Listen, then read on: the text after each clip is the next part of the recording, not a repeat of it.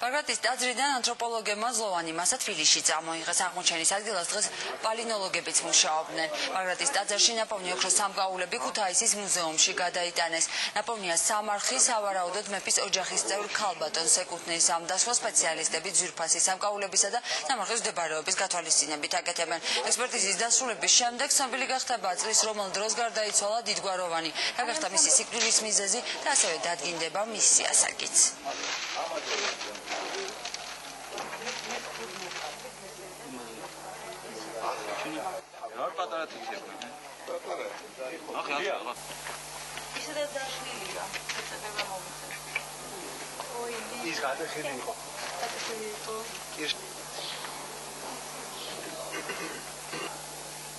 მიმდინარეობს პალინოლოგიური და ანთროპოლოგიური დაკვირვება, ახლა ალაგდება თვითონ ჩვენში.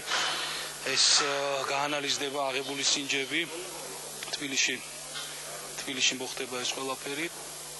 ქუთაისის სახელმწიფო მუზეუმში კი ოქროს ნივთები გამოიფინება სულ მალე. კლასიკური ანთროპოლოგიური მეთოდით შეისწავლება მისი ანთროპოლოგიური ტიპი.